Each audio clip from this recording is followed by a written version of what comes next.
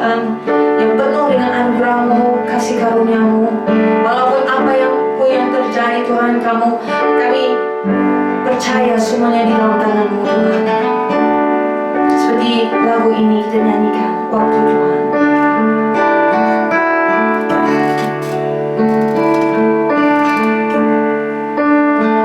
Bila Kau izinkan sesuatu terjadi, ku percaya semua untuk kebaikanku. Nanti telah tiba waktumu, ku percaya kuasa-Mu memulihkan hidupku. Bila Kau izinkan sesuatu terjadi,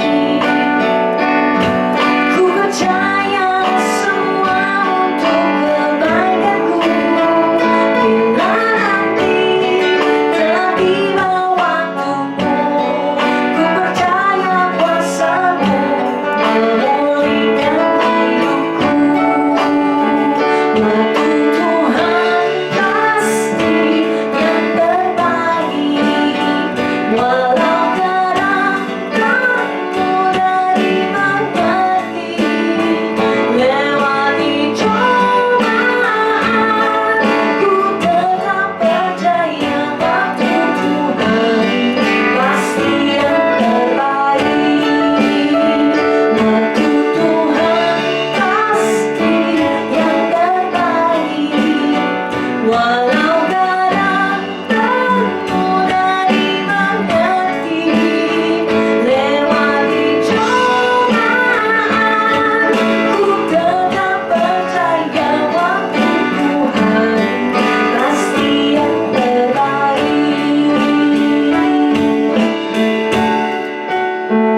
Bila Kau izinkan sesuatu terjadi, ku percaya semua untuk kebaikanku.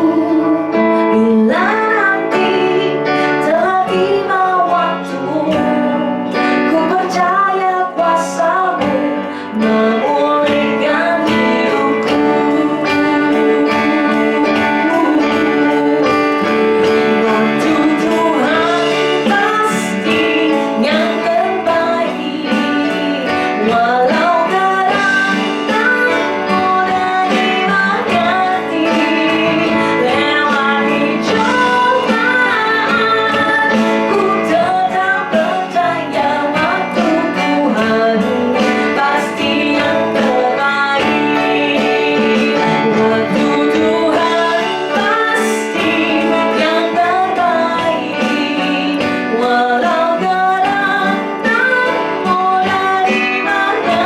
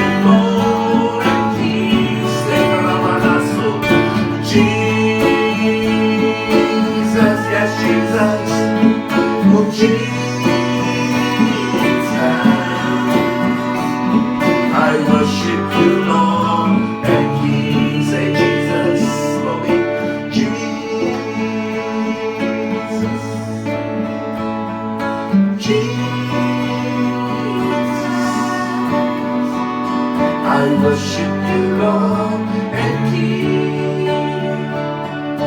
Jesus, Jesus, hallelujah. I worship you, Lord and King.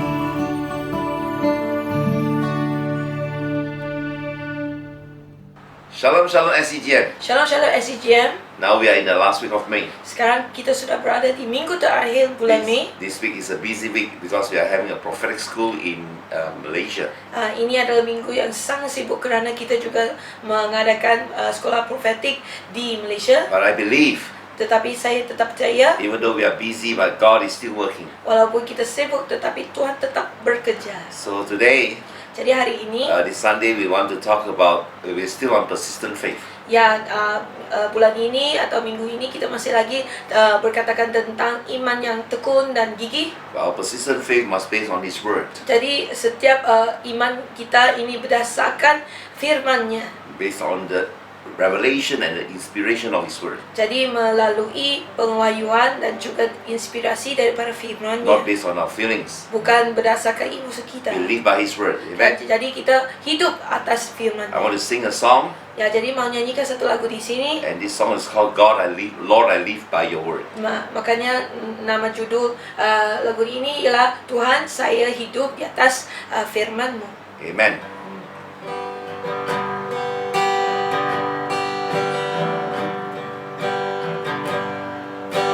Lord, I live by Your word. Lord, I live by every word from Your mouth. I'm like a tree by the stream. I'm bearing fruit and it is green. All that I do is prospering, oh Lord. I live by Your word. Lord, I live by Your word. Lord, I live by Your word. Lord, I live by every word from Your mouth. I'm like a tree by the stream. I'm bearing fruit, my leaf is green. All that I do is prospering, oh Lord. I live by Your word. As the rain and the snow come down from heaven and water the earth and bring forth its fruit, so shall be the word that You are speaking. Oh yes, God. It shall not return empty to You. It shall accomplish Your desire. It will surely succeed. Your word transforms the desert, and Your word is changing me. Lord, I live by Your word. Lord, I live by every word from Your mouth. I'm like a tree by the stream. I'm bearing fruit, my leaf is green. And all that I do is prospering, oh Lord. I live by Your word. Sing one more time, Lord, I live by Your word, God. Lord, I live by Your word.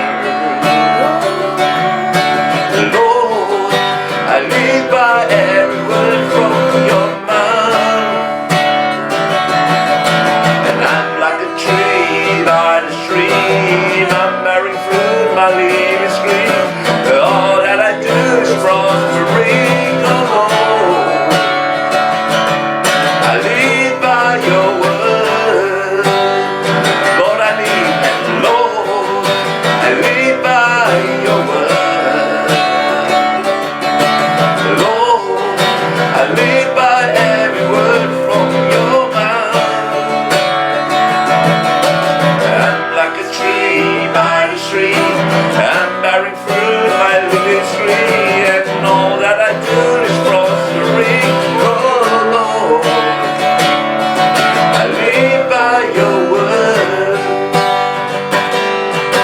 the rain and the snow come down from heaven and water the earth and bring forth His fruit, so shall be the word that you are speaking. It shall not return empty to you. It shall accomplish your desire. It will surely succeed. Your word transforms the desert, and your word is changing me. Lord, I live by your word. Lord, I live by every word from your mouth. I'm like a tree by the stream. I'm bearing fruit, my leaf is green. All that I do is prospering. Oh Lord, I live by your word. Oh Lord, I live by your word.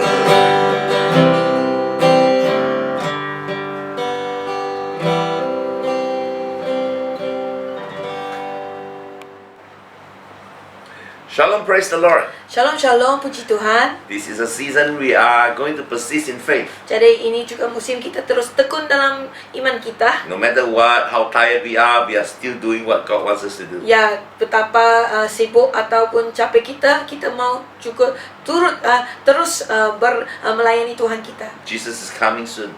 Yesus sudah mau kembali. The Bible says when He comes, He's going to wash us. Are we still on fire doing what He asks us to do? Ya, jadi firman berkata kalau Yesus kembali, adakah Dia bisa melihat kita masih lagi berapi-api melakukan kerja-kerja melayani Dia? The Bible says when He comes, the first shall be the last shall be the first. Jadi di dalam Alkitab juga menulis ya, apabila Dia datang, yang pertama akan yang jadi terakhir, yang terakhir akan menjadi yang seperti pertama. Why the last shall be the first? Kenapa yang terakhir bisa menjadi pertama? Because God is raising up a generation that eyes have not seen, ears have not heard, not even comprehended. God is raising up this generation. Makanya Tuhan sekarang sedang membangkitkan satu generasi di mana mata belum bisa melihat, telinga bisa belum mendengar.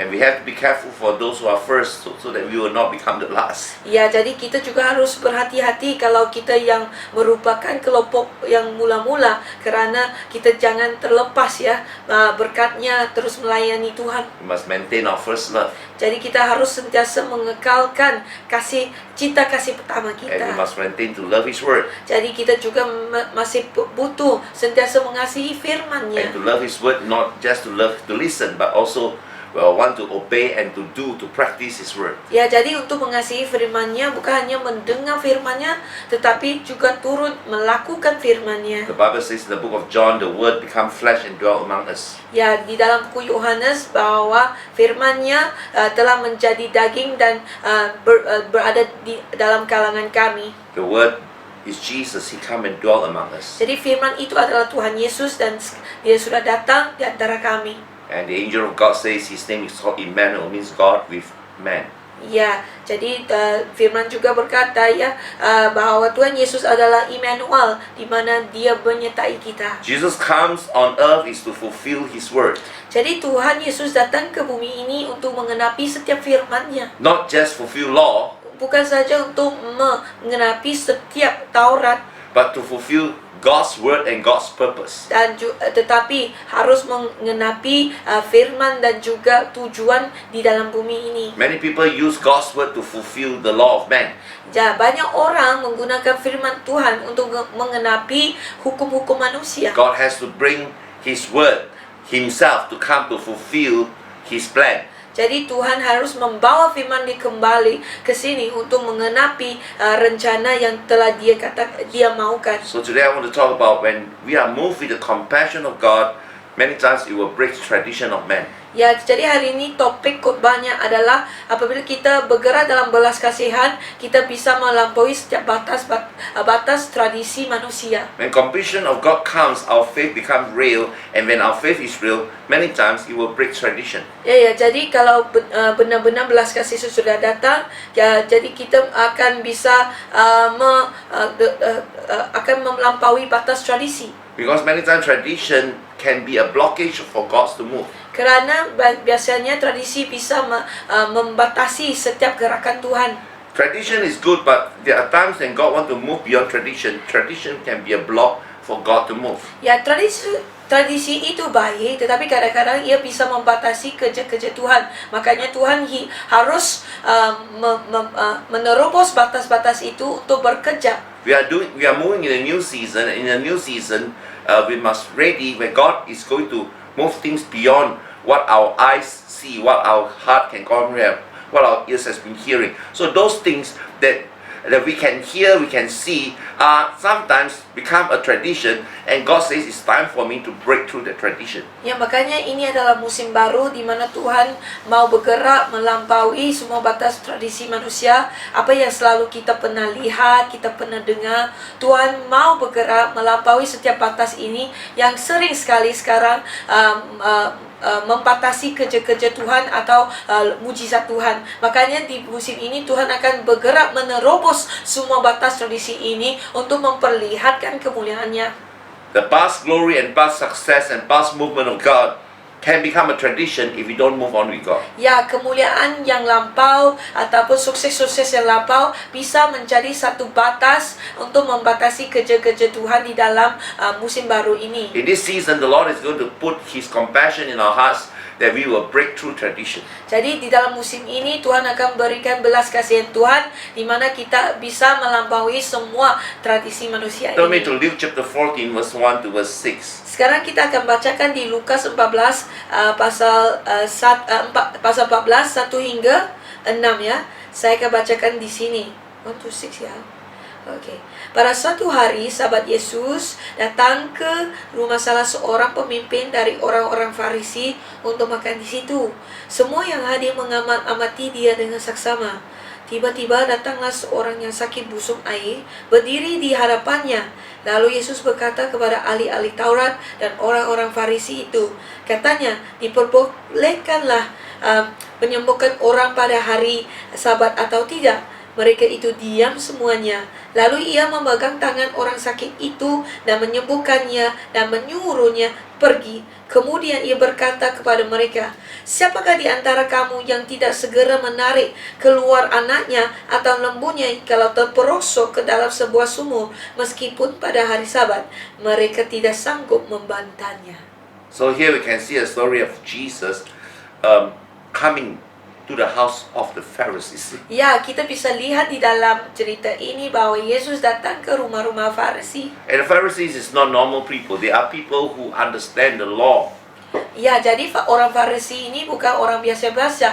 Mereka sangat memahami hukum Taurat Tuhan. They also are teachers and highly educated peoples of the law. Dan mereka adalah pengajar dan juga penuh dengan pengetahuan tentang Taurat ini. And Jesus came to the house to eat bread with them. Dan Yesus datang ke dalam rumah orang Farisi ini untuk makan bersama mereka. And the Bible says that and they were watching him.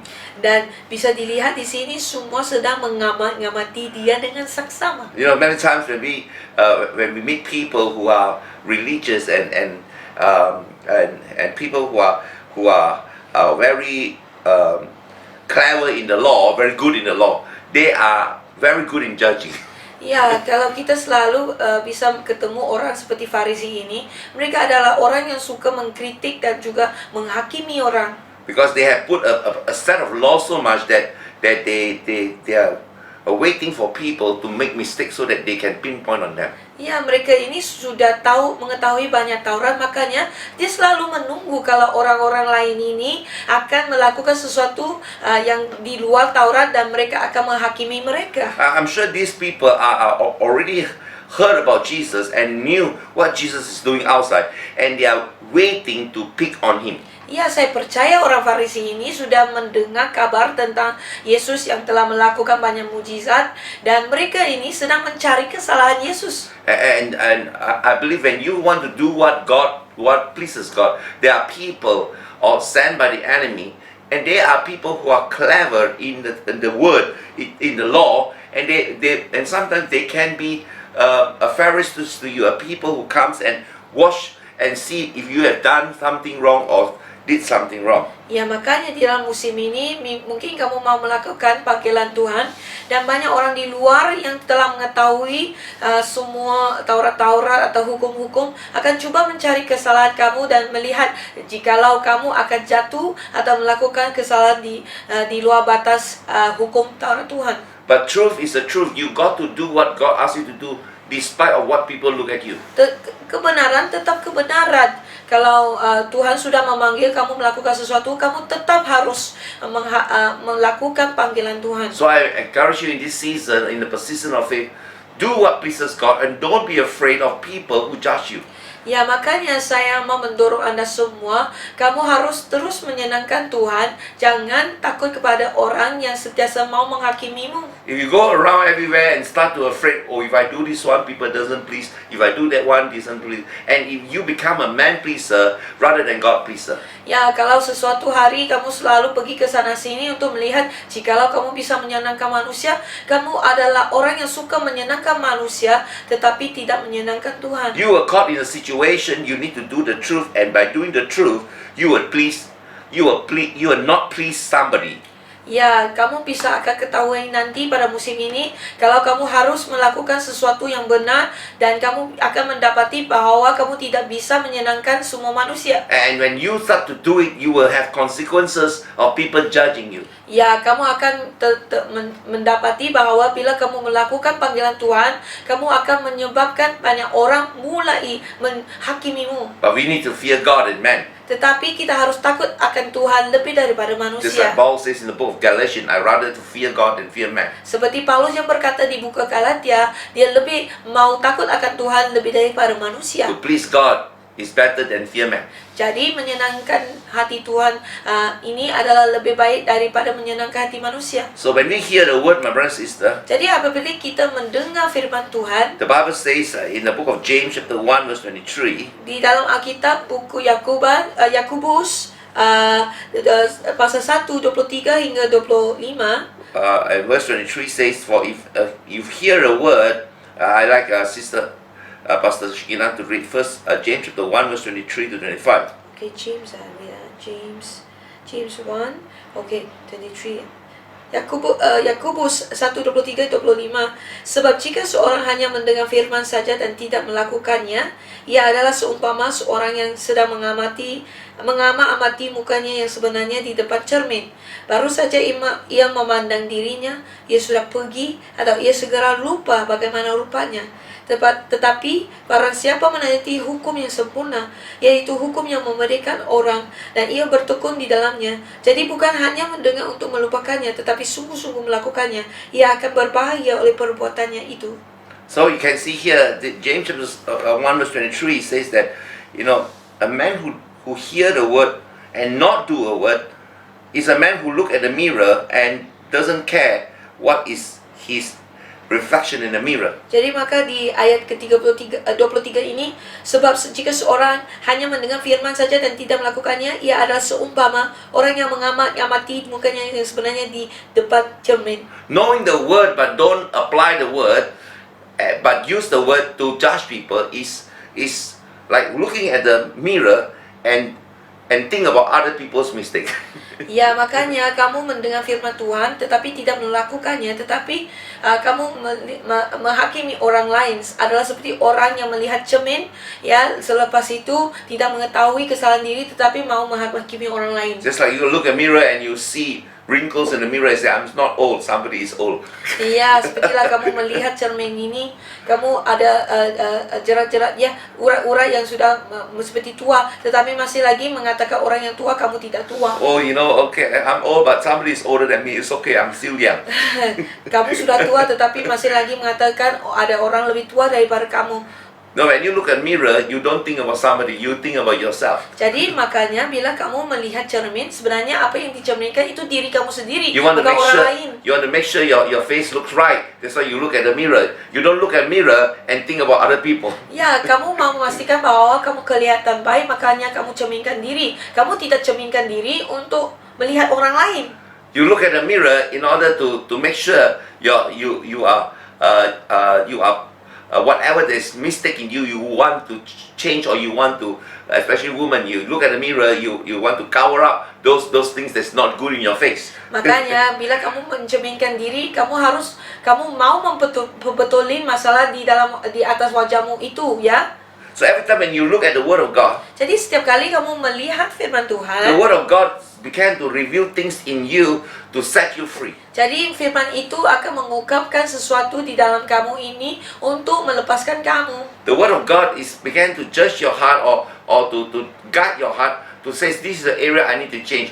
This is the area I need to be free. Ya, jadi firman Tuhan ini akan memimpin Anda untuk mencari, menyelidiki hatimu, dan supaya kamu tahu area-area di dalam hidupmu yang harus dipebetulin. But religious spirit Tetapi roh agamawi is always not looking how to upgrade yourself or how to change, but always using the law to judge people, to criticize people. Tetapi roh agamawi ini sentiasa melihat orang dengan mata yang kritik, bukan melihat sama ada mereka harus membetulin mereka. Mereka sentiasa mau melihat kesalahan orang lain. Understand? Every time when the Word of God comes to us, the first person need to change. The first person need to break through the faith is ourselves. Jadi setiap kali firman datang, ya orang pertama yang harus berubah melalui firman itu adalah diri kita sendiri. Every time the Bible says in Hebrews chapter 10 verse 17, faith comes by hearing and hearing of the Word. Because when the Word is like coming to us, it's like a water that keep on flashing on us and changing us and cleaning us. Ya, maka seperti Ibrani pasal 10 mengatakan, ya firman itu datang selalu datang untuk membersihkan kita, mencerminkan diri supaya kita bisa berubah dan dibersihkan, disucikan. The Word is like the power of the Word is like a faith to comes to us. Ya, jadi kuasa firman Tuhan adalah seperti iman yang datang kepada kita. And this faith is not for us just to move mountains, but this faith is for us to do something about our life. This faith is for us to die to our flesh and renew our spirit man. Ya, jadi iman ini bukan saja untuk mengalihkan gunung-gunung, tetapi iman ini adalah untuk memperbarui roh manusia kita, dan juga kita mau berubah melalui iman ini. Amen. That's why a lot of people say, Pastor, the little faith move mountains. I say, no, the little faith move your mountain in your heart first. Ya, makanya iman yang kecil itu bukan selalu digunakan untuk mengalihkan gunung-gunung besar, tapi terlebih dahulu mengalihkan gunung di dalam diri kamu sendiri itu terlebih dahulu. I think before you move the big mountain outside, you got to move the big mountain inside. Ya, sebelum kamu bisa mengalihkan gunung-gunung di luar yang begitu besar, yang pertama sekali kamu harus mengalihkan gunung-gunung di dalam dirimu. The little faith is to break away your pride, to break away your lack of trust. All these are mountains that God need that little faith to break it. Ya, makanya iman kecil ini adalah untuk mematahkan dan meremukkan segala gunung-gunung di dalam kita, seperti kesombongan diri kita dan kelemahan diri kita. Amen. Amen. And that's why religious spirit is always looking outside to judge people, but the Spirit of God is always coming with compassion to break us, to mold us, to change us. Makanya di sini bisa dilihat roh agami selalu mempunyai mata-mata yang menghakimi dan suka mengkritik. Tetapi kalau roh Tuhan yang sebenarnya yang berada di dalam kita adalah untuk datang mematahkan kita, meremukkan kita sendiri terlebih dahulu, dan mengubah diri kita sendiri terlebih dahulu. James chapter 1 verse 25 says, but whosoever look into the perfect law of liberty, I like the word in English, perfect law of liberty, and continue therein, and being not forgetful hearer, but a doer of the work, this man shall be blessed in his deeds. 19. First, James chapter 1 verse 25. James chapter 1. Okay. Yakobus 1:25. Tapi barang siapa meneliti hukum yang sempurna, yaitu hukum yang memerdekakan orang dan ia bertekun di dalamnya, jadi bukan hanya mendengar untuk melupakannya, tetapi sungguh-sungguh melakukannya, ia akan berbahagia oleh perbuatannya. So the word of God is like the perfect law of the hukum yang memerdekakan orang. Means the law that set us free, not the law that bound us. Ya, sebenarnya hukum ini adalah untuk memerdekakan kita, bukan untuk mengikat kita. That means things are inside, that is our mountain, our pride, and things are things that inside you. God says, I want to set you free. Ya, makanya semua perkara di dalam kita yang mengikatkan kita seperti kesombongan, ketakutan kita, Tuhan mau terlebih dahulu datang dan memerdekakan kita When terlebih He set dahulu. us free, Apabila kita sudah merdeka, we are able to move with how God wants us to move. maka kita bisa bergerak seperti Tuhan mahukan. Many times we are bounded by tradition, we are bounded by doctrine of man,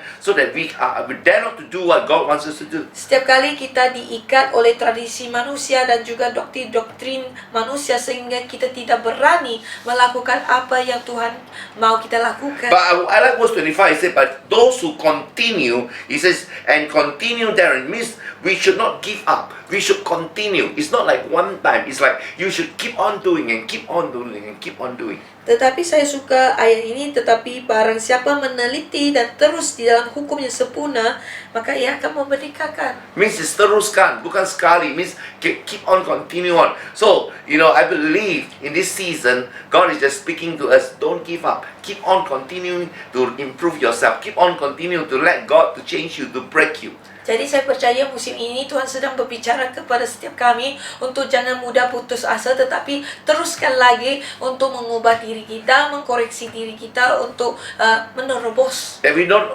want to be tired of hearing. When we hear, we want to remember. Jadi kita janganlah mudah capek apabila mendengar, tetapi kita harus mendengar dan mengingati. But be a doer of the work. Dan juga melakukan apa yang telah difirmankan Because Tuhan. every time the word come to us, and God wants us to do the word. Ya, setiap kali firman Tuhan datang, sebenarnya Tuhan mau kita melakukan firman itu. And when the word comes to us, God will also give us a work. And when this work, we respond. We are responding to the word.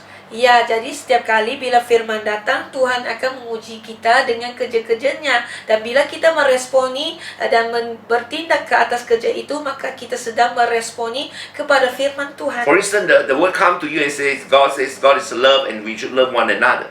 Ya, contohnya kalau Tuhan kata Tuhan adalah kasih dan Tuhan mau kita mengasihi sesama diri. And you are convicted, yes God, I need to love one another. Dan kamu terjamah dan kamu mau mengasihi orang. And when you go back and someone will really make you angry, can you still love? Ya, bila kamu pulang dan ada orang membuat kamu marah, adakah kamu masih bisa mengasihi? And the Holy Spirit will remind you and say, you just learn about love. Now, can you love? Ya, Roh Kudus akan mengingati, ya baru saja kamu mempelajari kasih dan kamu harus belajar untuk mengasihi. So now you already know that you should love, but the situation come to you, it's really test you. Are you ready to say, God, I want to put down myself and obey you because, I cannot, but because you say so, I will love. Ya, makanya sekarang firman sudah datang, maka Tuhan akan menantang iman kita dan kamu akan katakan, Tuhan, saya sudah mempelajari, saya juga akan terus melakukannya. Wah, mungkin saya tidak bisa, saya matikan diri dan terus melakukan. So I believe that this season the Lord says, continue on, change yourself, continue, ask the word of God to cleanse you, to break you until you're able to say, God, yes, I will do it even though I cannot. I will do it even though I don't like it. Ya, makanya inilah musimnya di mana Tuhan mau kamu mendengar firman Tuhan dan kamu mau terus dan jangan putus asa untuk berubah dan terus mempertingkatkan diri sehingga kan kamu bisa rasakan walaupun kamu tidak bisa, kamu terus mau matikan kedagingan diri, matikan pikiran diri sehingga kamu bisa melakukan firman Tuhan. People who want to continue in faith must not give up their motivation, must keep on saying, God, I will do it.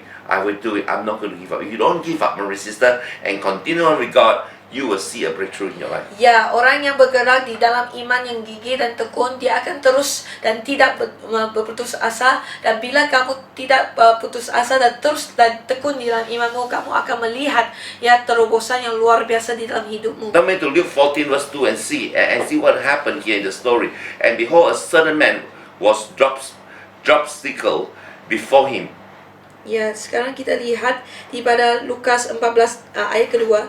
Tiba-tiba datanglah seorang yang sakit busuk air berdiri di hadapannya. And that's a need that comes. Dan jadi ada satu kebutuhan di sini. My brother and sister, I believe this month, when our faith is tested, God will put a need in front of us, and we are put into test. Are we going to do it, or are we going to fear man? Ya, jadi bulan ini dan seterusnya kita akan diuji iman kita, sama ada kita akan meresponi dengan iman atau kita akan takut akan manusia. That's the time why people fear man, because they love themselves more. Kenapa orang bisa takut manusia? Karena mereka mengasihi diri mereka sendiri lebih lagi. They want people to accept them. They want people to appreciate them. Mereka mau orang menerima mereka mau orang sangat berterima kasih dan bersyukur. But if you fear God and you want to please God, you are not afraid whether people appreciate you or not. Kalau kamu ini betul-benar mengasihi Tuhan, kamu tidak akan takut sama manusia itu mengasihi kamu, menerima kamu atau tidak. Oh, I'm not going to do it because after people say, sungkan, nanti orang ngomong, nanti orang pikir apa. The moment you think like that, you are actually loving yourself. Kalau kamu senantiasa merasa sungkan, tidak mau melakukan apa yang dipanggil Tuhan, kamu sebenarnya pentingkan diri sendiri. Chinese say, 不好意思 don't want to do people say something, 人家讲 orang ngomong, and every time when you say like that, actually you are fear man.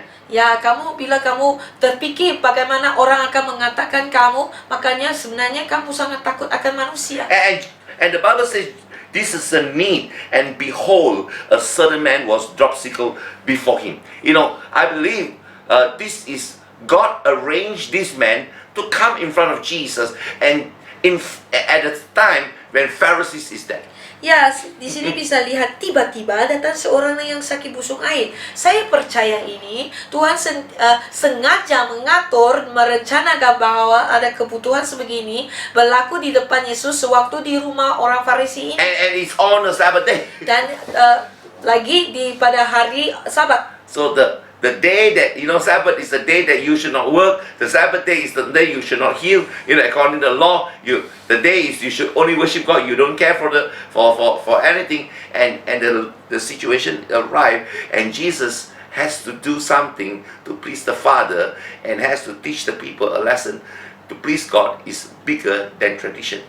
Ya, makanya Tuhan menguji Yesus sehingga pada hari Sabat itulah di mana semua perkara tidak bisa dibuat, dihantarnya seorang yang penuh dengan kebutuhan untuk melihat sama ada kita akan mengikut tradisi ataupun kita akan melakukan dengan belas kasihan. It's easy to say, God, I love you.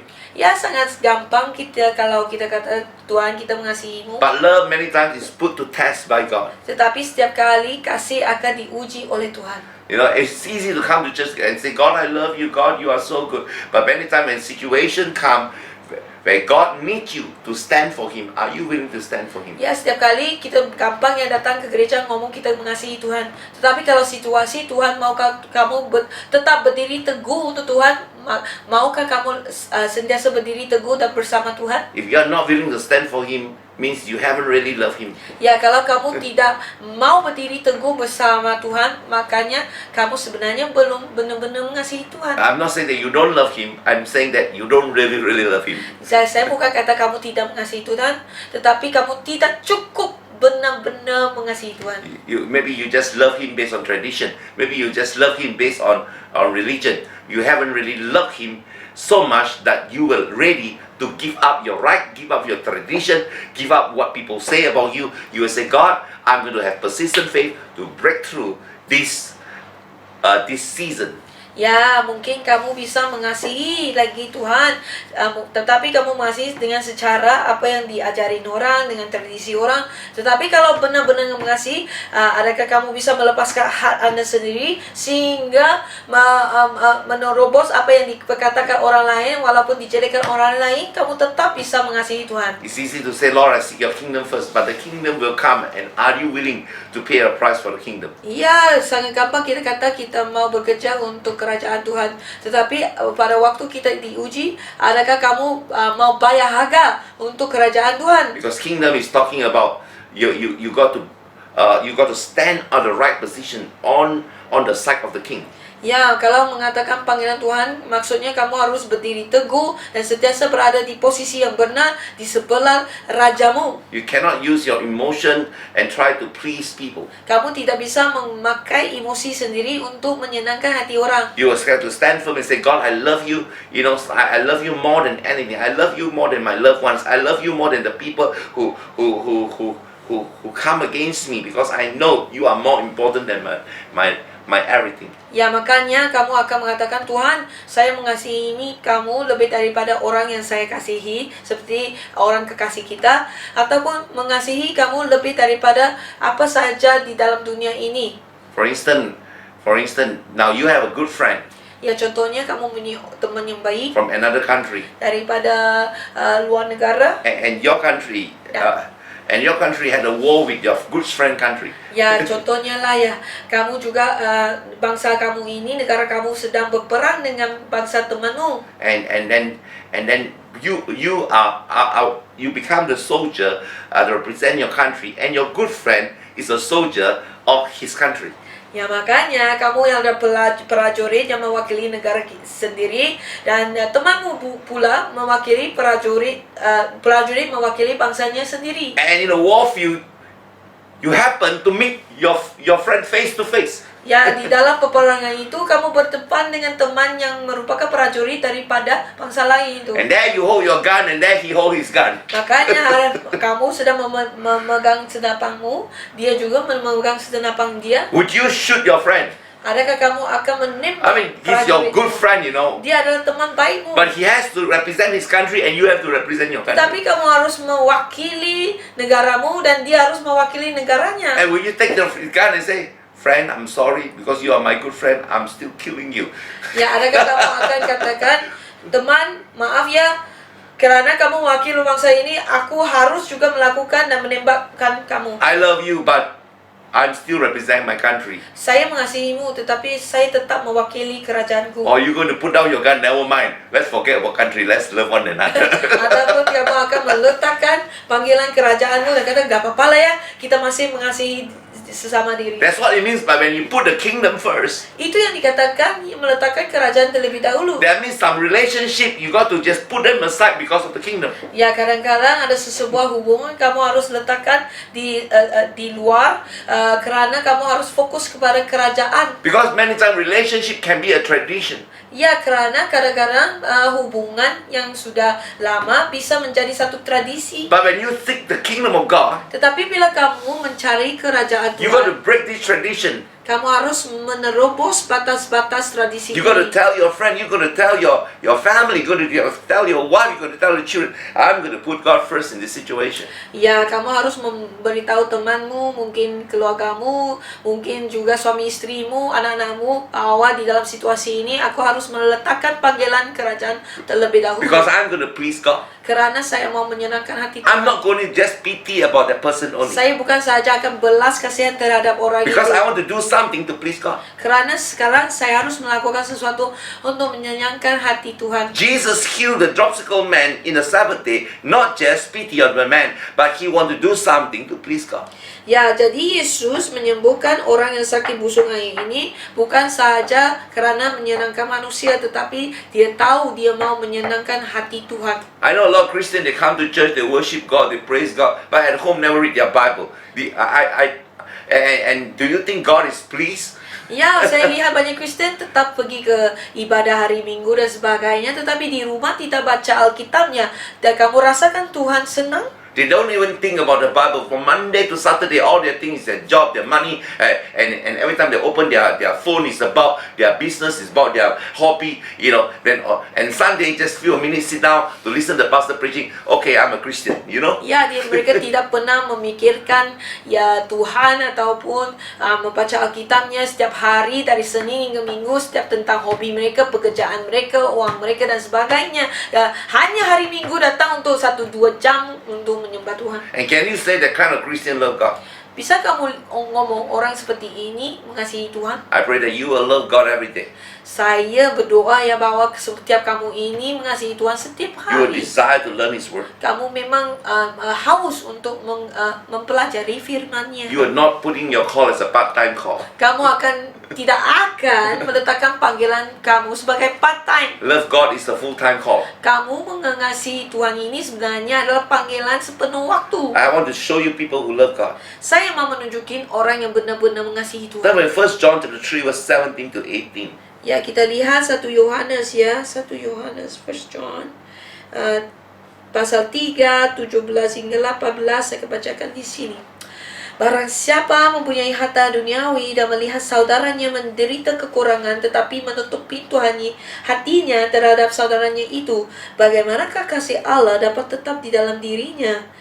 Anak-anakku, marilah kita mengasihi bukan dengan perkataan atau dengan lidah, tetapi dengan perbuatan dan dalam kebenaran. So here you can see very clear that it's perbuatan dan kebenaran that shows that you love God. Ya, jadi bisa dilihat dengan jelas sekali adalah dengan perbuatan dan kebenaran yang menunjukkan kamu mengasihi Tuhan. What is perbuatan? Perbuatan means is what you do, not what you say. Jadi perbuatan maksudnya apa yang kamu buat dan bukan apa yang kamu ngomong saja. Kebenaran is what you receive from Him. Ya, kebenaran ya adalah apa yang kamu sudah terima daripada What is the Tuhan. conviction that God put in your heart? Apakah jamahan yang telah Tuhan letakkan di dalam hati kita? So if your conviction is to do something and even need to break a tradition, you got to do it. Ya, walaupun kadang-kadang kamu harus melakukan sesuatu yang melampaui batas tradisi, kamu juga tetap harus lakukan. I believe God is challenging us even as this coming season. Are we ready to move out what we commonly are afraid to do? Ya, maka saya percaya pada musim ini Tuhan mungkin akan menantang iman kita dengan melakukan sesuatu yang tidak biasa kita lakukan. And look at verse 3 and how Jesus handled these Pharisees and the lawyers. Ya, sekarang kita lihat kembali ke Lukas 14 ayat ketiga. Lalu Yesus berkata kepada ahli-ahli Taurat dan orang-orang Farisi itu, katanya, diperbolehkankah menyembuhkan orang pada hari Sabat atau tidak? Jesus purposely, because Jesus already know the answer is no. Ya, dengan sengajanya Tuhan Yesus menanyakan begitu karena sebenarnya Yesus sudah tahu jawabannya iya tidak. Jesus already know if He do it, they will definitely take this opportunity and say, this guy is not from God. This guy breaks the law. Ya, makanya Tuhan Yesus sengaja menanyakan soalan ini karena dia tahu kalau dia melakukannya pasti ahli Taurat dan Farisi ini akan menunjukkan kesalahan dia. Yeah, and Jesus say, you know, you look at this person, can or not? I pray for the person. Ya, jadi dia tunjukin orangnya itu dan lalu ditanyakan kepada orang Farisi, bisakah saya menyembuhkan orang ini? Because in the Sabbath day, you actually cannot do anything. You cannot do ministry, cannot pray for people, cannot heal people. You Yeah. just have to worship God. Makanya pada hari Sabat sebenarnya kita tidak bisa menyembuhkan orang, mendoain orang dan melakukan apa-apa dan hanya bisa menyembah Tuhan. And I like how Jesus put it in the Mark of chapter 2, verse 27 about the Sabbath. Ya, saya suka bagaimana Tuhan Yesus mengatakan di Markus pasal 2. And it says unto them, the Sabbath was made for man, and not for the Sabbath. Therefore, the Son of Man is the Lord also of the Sabbath. Lalu kata Yesus kepada mereka, hari Sabat diadakan untuk manusia dan bukan manusia untuk hari Sabat. Jadi anak manusia juga Tuhan atas hari Sabat. So he say the Sabbath was made for man. You know, the Sabbath actually, God designed the Sabbath for man to able to rest. Ya, sebenarnya dikatakan Sabat ini adalah dibuat untuk manusia dan supaya mereka bisa beristirahat. But not for man to be bound by the Sabbath. Tetapi bukan untuk manusia diikat oleh hari Sabat ini? Sabbath is actually God doesn't want man to use their strength, but God wants man to rest. Sebenarnya tujuan hari Sabat ini untuk mengajar manusia jangan bergumul melakukan dengan kekuatan diri, tetapi sentiasa mengandalkan Tuhan. But man changed the law of Sabbath, the law of rest, into the law of bondage. Ya, tetapi manusia yang menukarkan hari Sabat ini yang menjadi satu istirahat, menjadi satu hukum yang mengikat. You cannot do anything. You cannot pray for people. You cannot have compassion on people as long Yeah. because it's Sabbath. Selalu mengatakan bahwa hari Sabat ini tidak bisa lakukan ini, tidak bisa lakukan ini, tidak bisa lakukan ini. And Jesus said, the Son of Man is the Lord also Ya, jadi di of sini the Sabbath. Tuhan tekankan bahwa anak manusia juga adalah Tuhan atau Tuhan atas hari Sabat. Because Jesus came to bring another law. It's called the law of grace over the law, the law of man. Ya, jadi Tuhan Yesus juga datang ke dunia ini membawa hukum, anugerah, kasih karunia untuk mengatasi hukum-hukum yang dibuat oleh manusia. That's why the law of grace brings the power of God. Jadi makanya hukum anugerah ini membawa kuasa Tuhan. The law of grace gives you liberty inside. Jadi hukum anugerah ini memberikan satu kebebasan di dalam dirimu. The law of grace doesn't give you freedom to sin, but give you the goodness of God and the power of God to overcome law of man. Ya, makanya hukum anugerah dan kasih karunia ini bukan mempermisikan Anda untuk terus melakukan dosa, tetapi memberi kamu kuasa untuk mengatasi segala hukum-hukum Taurat. Colossians chapter 2 verse 8 says the tradition of man will lead you away from following Jesus. Ya, di Kolose pasal 2 ayat ke-8 dikatakan tradisi manusia membawa orang menjauh daripada mengikuti Kristus. Because many times tradition of man they come against the spirit of Christ. Ya, karena banyak tradisi manusia ini sentiasa menentang roh Kristus. Today a lot of people are going to follow tradition so much until they will not allow the Holy Spirit to work. Ya, hari-hari ini banyak orang akan mengikut tradisi Tuhan, tradisi Taurat, sehingga mereka tidak membenarkan Tuhan bekerja di dalam kuasanya sendiri. Now, please understand me. I'm not teaching you to go against tradition. Ya, tolong faham di sini, saya bukan mengajak Anda untuk menentang tradisi kamu sendiri. See, we have to follow tradition, Kita masih kadang-kadang harus mengikut tradisi. but we don't idolize tradition. Tetapi kita tidak mengidolakan atau menyembah berhala tradisi kita. We should not make tradition more powerful than God. Kita tidak harus membesarkan tradisi kita melebihi Tuhan. Yeah, every time we make God the tradition, we make the power of God into like a formula. Actually, you are tradition in. Bila kamu membuat kuasa Tuhan menjadikan dia seperti satu formula akan menjadikan ia seperti satu tradisi. For instance, the anointing of oil, you must use oil to anoint people. And if there is no oil, you say, sorry, I cannot anoint. But sometimes if there is no oil, the Holy Spirit still can anoint people. Iya, makanya contohnya ya, kita menggunakan minyak urapan untuk mengurapi, untuk menyembuhkan. Dan kadang-kadang kita kata kalau tidak ada minyak urapan tidak bisa menyembuhkan. Tetapi sebenarnya Tuhan juga bisa bergerak walaupun tiada minyak urapan. So in this season, the Lord will ask us, are you ready to even break through your tradition, to persist on the faith, to do something that you never do before? Ya, makanya dalam musim ini, adakah kamu mau melampaui batas dan menerobosi iman kamu ini dengan melakukan sesuatu yang tidak pernah kamu lakukan? I give example in our country. Every time in the month of August or in the month of fasting month, Ya, contohnya di dalam bulan berpuasa. and everyone will every Muslim is having puasa, right? Ya, pastinya orang Muslim ini akan berpuasa. And there are also group of people in the Christian circle. They like to follow, and every month every time they will follow, because the Muslim puasa, we also puasa. Ya, ada juga setengah orang Kristen melihat orang Muslim berpuasa, mereka juga ikut-ikutan untuk berpuasa. So there's a denomination in Malaysia.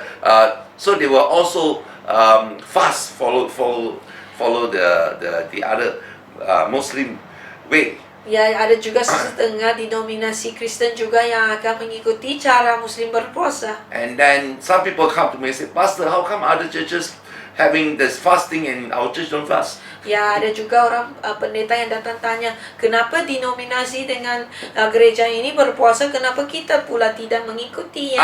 I don't come against those people who fast in the fasting month, but I doesn't have to follow the tradition. Ya, saya bukan menentang orang yang berpuasa mengikut mereka, tetapi saya berpuasa ini bukan mengikut tradisi. I want to get the conviction of the Holy Spirit to do. I doesn't want to follow tradition to do something. Saya suka melakukan sesuatu kalau mempunyai pewahyuan atau jamahan dari Tuhan, dan saya bukan melakukan sesuatu gara-gara karena tradisi Because manusia. Christ has set me free from all the law of man. Karena Yesus Kristus juga sudah membebaskan saya daripada semua hukum-hukum Taurat dan So manusia. I don't have to follow the Jewish to do what the Jew is doing. Saya tidak sepatutnya tidak butuh mengikuti cara orang Yahudi melakukan sesuatu. Some people say, Pastor, because the Jews is not eating pork, so we don't eat pork. Ada juga orang mengatakan kepada saya, karena orang Yahudi tidak makan babi, maka saya juga tidak mau makan babi. But praise God, I still eat pork, but the anointing still more. Saya puji Tuhan, saya makan babi, urapan masih lagi baik. Hallelujah. You can say what kind of anointing. You can say urapan babi or urapan ada babi. So urapan doesn't depend on makan babi or not. Ya, sebenarnya urapan tidak bergantung sama ada kita makan atau tidak makan babi. My sister, we should. But we're not. I'm not criticizing people who don't eat pork. Ya, Okay. tetapi saya bukan mengkritik orang yang memilih untuk tidak makan babi. Maybe if their conviction they don't eat is okay. Wah, I don't come jamahan against it. daripada Tuhan atau pewahyuan mereka untuk tidak makan babi. Saya bukan mau menentangnya. But I will tell you the power of God move beyond tradition. Tetapi saya mau katakan di sini, kuasa Tuhan ini bergerak melampaui batas tradisi. The power of God is moved by the Spirit of God.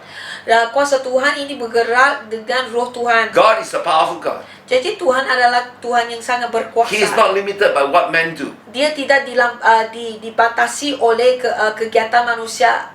He's a God that searches the heart. Kerana dia adalah Tuhan yang menyelidiki hati. And my God so loved us. Ya, Tuhan sangat mengasihi kita. He sent Jesus, Dia menghantar Yesus. and His name, Jesus, is above every name. Dan dia katakan Yesus, nama Yesus ini mengatasi segala namanya di dalam dunia ini. So He make it simplify for us through Jesus. Everything is answered. Ya, jadi dia sudah mengambangkan segalanya, memudahkan segalanya, di manakah Yesus adalah jawaban kepada semuanya. And of course, many people identify Jesus in many ways. Some they say Jesus, some they say Yeshua, some days in Mandarin it's called Yesu. In other words, So if you speak in different language, Jesus can be called in different way. Ya, makanya kalau kamu berbahasa dalam banyak bahasa, mungkin nama Yesus ini bisa dipanggil dengan berbagai jenis bahasa. And God doesn't need you to only speak. Call Jesus in the Hebrew way, only He can work. Tuhan tidak mengatakan bahwa kamu harus memanggil Yesus, Yeshua, barulah dia bisa melakukan sesuatu. That's why some people come to, Pastor, cannot use Jesus, must use Yeshua, because Yeshua is the perfect name. Ya, makanya ada setengah orang datang kepada saya, Pastor, gak bisa gunakan namanya Yesus begitu aja, harus pakai Yeshua karena itu ada urapannya. But we have been using Jesus for centuries and the demons is still cast out. Why only use Yeshua? Ya kan, kita sudah memakai nama Yesus sejak dulu lagi sampai sekarang. Kenapa barulah sekarang harus memakai namanya Yeshua? But listen, God is not so limited. He's a clever God. Whether you call Yeshua or Yeshua, He knows your spirit. He knows your spirit. If you have the Holy Spirit that inside you, you call Jesus lah, Yeshua lah, Jesus lah, whatever, He still work. Ya, makanya Tuhan kita ini bukan Tuhan yang terbatas. Makanya kalau kita panggil dia Tuhan, Yesus kah, Yeshua kah, Iso kah, apakah, asalkan hati ini benar-benar Amen. memikirkan Yesus, dia bisa bergerak. The Holy Spirit is diversity. Move in a different way. Ya, Roh Kudus ini memang penuh dengan kepelbagaian. Dia bisa bergerak di apa cara And all of you saja. speak in tongues in a different way. Even though some of you speak almost alike. Ya, cara kamu berbahasa Roh Kudus juga berbeda-beda walaupun setengah mirip ya. Yeah, why I say mirip is because some group only laba. So they are always mirip laba.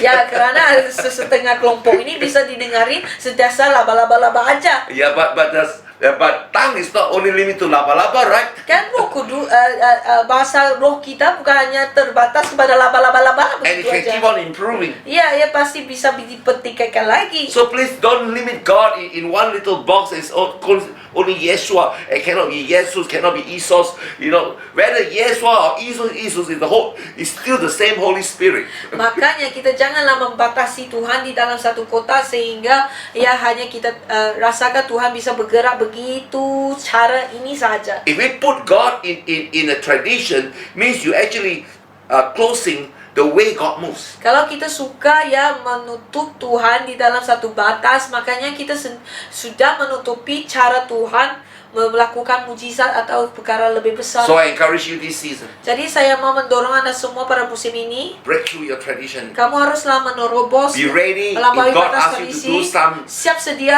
respond with an unusual way in something. Kalau Tuhan suruh kamu meresponi dengan cara yang berlainan, Be ready and say, God, I don't understand, but Lord, if this is faith come from you, I'll do it. jadi maka Tuhan kata, kalau kamu katakan Tuhan kamu yang suruh, walaupun saya tidak paham, saya siap untuk melakukan. I like Jesus how he challenged and asked a question to the Pharisees, a very simple question of a daily life to the Pharisees. Saya suka banget dengan cara Yesus bertanya ke sesuatu yang sangat berkaitan dengan kehidupan seharian kita. Verse 5. Yaitu di pasal Lukas 14 ayat ke-5. Kemudian ia berkata kepada mereka, siapakah di antara kamu yang tidak segera menarik keluar anaknya atau lembunya kalau terperosok ke dalam sebuah sumur meskipun pada hari Sabat? You know, if you know, Jesus is asking that Jadi maka dilihat di sini Yesus sedang bertanya, if you have an ass or a donkey or an ox that falls into the pit, ya makanya kalau mungkin anak ke atau lembunya, sapi yang terperosok ke dalam sumur, Indonesia say anak ya. iya anaknya. Okay, here in English you never say anak. In English you say an ass or an ox, you know. Iya, tetapi di sini English nggak tahu ya. Di versi English nggak tulis kalau keledai atau anak atau lembu, tetapi English ngomong keledai atau lembu. I mean, I don't know why Indonesian like to enforce that anak jatuh ke dalam Malaysia, but the Bible in English is an ass or an ox. You know, that ass and an ox is the animal that helps you to do your work. Ya makanya lembu atau keledai ini adalah seekor hewan yang It's a need. membantu Anda untuk melakukan sesuatu kerja. Itu satu kebutuhan. You know, for a donkey is a transport. Ya makanya keledai adalah seperti perhubungan, Pengangkutan, ya. pengangkutan. And then the ox is the one that helps you to toil your ground. Ya, jadi sapi atau lembu itu yang tolong membajak tanah kan. So you can see if you have an ox that is your own main transport of your journey. If you have an ox that is your main help source for your work, and if these two is fall into the well, would you not quickly go and help because this is your need? Ya, makanya ditanya di sini kalau keledai merupakan pengangkutan, sapi yang merupakan pembantu yang kuat kamu, dan kalau mereka terperosok dalam sumur, enggak sama ada kamu akan menolong atau tidak. Would you just say it's okay lah, let it fall, you know, it's a Sabbath day, I won't go. Ataupun kamu akan nggak apa-apa lah, kalau sudah jatuhlah, biarlah dia hilang aja. You will go all out. You will not care the Sabbath because you know this is a need for you. Ya pasti kamu akan keluarnya daripada walaupun itu hari Sabat. Many times the Lord bound us until we should, even we need it, we should say, oh, the Lord say cannot. Ya kadang-kadang hukum bisa mengikat kita sehingga walaupun itu kebutuhan kita tidak berani melakukan. Oh, if you do it like that, God is not happy, you know. Oh, kalau saya melakukan begitu, Tuhan pasti tidak akan sukacita, tidak senang. But you know, sometimes it's your need, you got to do it. Ya, kalau itu adalah kebutuhanmu, pasti kamu mau melakukannya. So when you do it, Tetapi bila kamu melakukannya, if people who don't understand will judge you, nah orang yang tidak memahami kamu pasti menghakimimu. will think that you are crazy. Pasti ingat kamu ini gede. But God loves you. Tetapi Tuhan mengasihimu. He understand. Dia bisa memahami. He understand even though you may be doing the foolish thing because you need to do because you love. Ya, kamu bisa melakukan sesuatu mungkin itu ngomongnya itu tidak tidak baik atau But apa, that need is not for yourself. tetapi itu kalau sekasih kamu bisa lakukan karena kamu tahu kebutuhan ini bukan untuk diri kamu That sendiri need is saja. for somebody to be blessed. Jadi kebutuhannya adalah untuk orang itu diberkati. I remember one day, President Abraham Lincoln Saya masih ingat lagi Presiden Abraham Lincoln was having a conference with a country, maybe from one of the country that is a rural country, African country. Ya, jadi dia sedang mengadakan satu mesyuarat atau apa dengan presiden daripada negara lain. So all of them came together. Jadi maka semuanya berkumpul. All the big shot, important people, the menteri all come together. Jadi menteri-menteri, orang yang kuat dan penting datang berkumpul. So during the lunchtime, Jadi waktu makan siang, there's a bowl of water is supposed to use for washing hand. ya jadi ada secangkir air atau satu air di situ untuk membasuh tangan. But this opposite country, the president who comes from rural country, he doesn't know that the water is used for washing hand. Jadi presiden dari luar negara yang tidak begitu maju, dia tidak tahu bahwa sebenarnya air itu dipakai untuk basuh tangan. So that guy took the water and drank. Makanya presiden itu ambil cangkir itu dan minum air basuh tangan itu. And everyone look at it, ayo, this water is not for the drinking. He's a president, and everyone was, the press was looking at him, the camera was looking at him, and he was drinking the water. Makanya presiden mungkin Afrika atau apa, dia sedang minum air itu dan semua sosial media semua sedang melihat dia, semua presiden yang lain melihat dia. And this President Abraham Lincoln was so compassionate. He knew that water is for washing, but he did not laugh at it, did not stop it. He also took the water and drink together. Ya, makanya Presiden Abraham Lincoln ini memahami, dia tidak mengetahuinya, dia tahu, dia tidak tahu dan sudah minum, maka dia juga mengambil air itu dan minum sama-sama. He did not stop it.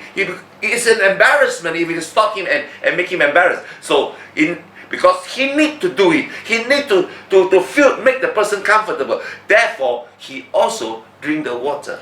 Makanya karena dia tahu itu ada sesuatu yang malu, tetapi dia tahu, maka dia juga minum sama-sama supaya tidak mempermalukan presiden itu. Maybe God be speaking to you in this season. He wants you to break some tradition in order to show love to people. Makanya saya katakan, ya musim ini Tuhan mau kamu melampaui batas tradisi untuk mengasihi sesetengah orang atau sekelompok orang. It can be an embarrassment to other people, but God wants you to love them, and sometimes you have to, to show them you really love. Ya mungkin ya bisa memalukan kamu, tetapi Tuhan kalau mau pakai kamu mengasihi mereka, kamu tetap harus mengasihi mereka. Jesus showed the disciple by breaking the tradition of leadership. It's usually his disciple that serve the leader. Jesus took the towel and washed their feet, because leader doesn't wash disciples' feet. It's always disciple wash leaders' feet. But Jesus break the tradition of man, the tradition of leadership, and he washed the disciple feet, and that teach the disciple a great lesson. Ya makanya Yesus juga melampaui batas tradisi kepemimpinan dengan menunjukkan satu kepemimpinan yang jauh lebih luar biasa dengan membasuh kaki-kaki murid-muridnya, walaupun biasanya murid-muridnya harus melayani pemimpinnya. Jadi ini mengajar mereka supaya murid-murid ini mau lebih lagi mengasihi dan juga melayani dengan hati yang benar. My brothers and sisters, the church are designed to save the sick. Iya, jadi gereja sebenarnya didesainnya untuk menyelamatkan orang yang sakit. You know, I say save the sick, I never say heal the sick. Ya, saya kata adalah untuk menyelamatkan orang sakit, bukan menyembuhkan orang sakit. Heal the sick and save the sick is different. Menyelamatkan orang sakit dengan menyembuhkan orang sakit itu sangat berbeda ya. Save the sick, you make the sick become whole. Heal the sick, you just make him heal. Ya, menyelamatkan orang yang sakit, kamu menjadikan mereka total, tetapi kamu terpulih sepenuhnya. Tetapi kalau kamu menyembuhkan mereka, kamu hanya menyembuhkan kesakitan mereka saja. You're healing only the flesh, but save the sickness, you're healing the spirit, soul, and body. Whole, total being become whole. Kalau kita sembuhkan, kita hanya sembuhkan bahagian dagingnya yang sakit. Tetapi kalau kita menyelamatkan, makanya kita sedang menyembuhkan tubuh badan, roh dan juga jiwa. The word salvation or save come from a Greek word called sozo. Ya, makanya kata-kata menyelamatkan ini sebenarnya dari bahasa Yunani atau Greka adalah sozo. I'd like you to turn with James chapter 5 verse 15. Sekarang kita pergi ke lihat Yakobus 5:15. Saya bacakan di sini. Dan doa yang lahir dari iman akan menyelamatkan orang sakit itu, dan Tuhan akan membangunkan dia. Dan jika ia telah berbuat dosa, maka dosanya itu akan diampuni. Read one more time, Pastor Shikina. Dan doa yang lahir dari iman akan menyelamatkan orang sakit itu, dan Tuhan akan membangunkan dia. Dan jika ia telah berbuat dosa, maka dosanya itu akan diampuni.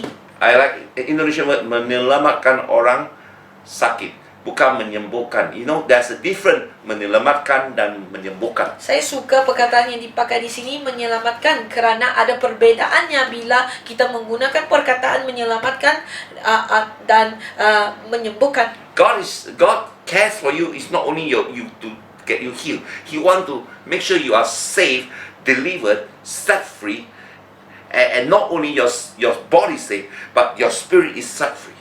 Ya, makanya Tuhan sangat mengasihi kamu. Bukan saja Dia mau menyembuhkan sakitmu, tetapi Dia mau menyelamatkan jiwa, tubuh, rohmu sampai kamu benar-benar merdeka dan bebas. Church is a place that set people free. It's not a place that put a lot of laws to bound people to do this and to do that. That's why church is not a place for religion, but church is a place for the kingdom. Ya, makanya gereja adalah satu tempat untuk menyelamatkan orang dan bukan mengikat orang dengan tradisi-tradisi. Makanya di situ kita harus lihat ya pembebasan kalau kita melihat kuasa Tuhan bekerja. That's why in this season, Jadi makanya pada musim ini God will put so much compassion that you will break through tradition in order to save soul. Not just to heal soul, not to bless soul, but to save soul. And to save soul is to bring them back into the place of worship. Bring them back into the place that they are so different from the tradition and the world.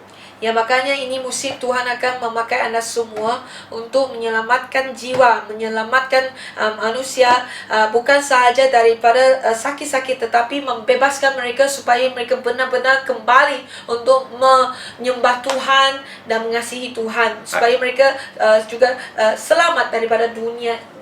I pray that the compassion of God will so fill your heart that you will say, God, I want to move beyond tradition. I want to move what people think, what people say. This season, Lord, I'm going to press it and do to please you. Even tradition may laugh at me, people may laugh at me, but I will do for you. I will continue until I see a breakthrough in my life. Ya, makanya saya berdoa bahwa belas kasihan ini akan sangat memenuhi kamu, sehingga kamu tidak takut untuk melampaui bahasa tradisi, untuk melakukan sesuatu untuk mengasihi orang sehingga orang diselamatkan dan bisa menyenangkan Tuhan. Walaupun mereka akan menjelekkan dan menganiaya kamu, kamu juga tetap akan melakukannya. Jesus never followed the tradition to kill the woman who is committed adultery by stoning her, but Jesus set the woman free and said, I never accuse you, go and sin no more. Yesus tidak seperti orang lain melemparkan batu kepada orang yang telah berzina itu, tetapi malah membebaskan orang itu dan katakan kepada dia, jangan berdosa lagi. Let's pray together. Ya, mari kita doa sama-sama. We thank you, Father, Terima kasih Bapa for your great compassion untuk belas kasihan luar biasa-Mu. in this season of persistent faith. Di dalam musim kita harus terus tekun dalam iman. Give us compassion, Berilah kita belas kasihan, not limited by our own law and tradition, bukan dengan hukum dan Taurat kita sendiri, by the power of God tetapi dengan kuasa to Tuhan break through tradition. untuk menerobosi setiap tradisi. In Jesus' name we pray. Dalam nama Tuhan Yesus kita berdoa. Amen. Amin. Praise the Lord. Puji Tuhan, Are you blessed by the sermon? diberkati oleh khotbah tadi. I believe revelation from God will give you fresh understanding. Saya percaya pewahyu Tuhan bisa akan memberikan pemahaman yang lebih baik. So if you are blessed by the sermon, Kalau kamu diberkati oleh khotbah tadi, I will kindly invite you to join our YouTube link saya mau menjemput Anda untuk subscribe di YouTube link so that you can continue to follow up with all our latest sermon for the season. bisa nanti mengikuti segala khotbah yang akan diadakan pada musim ini. God bless you. Tuhan berkati.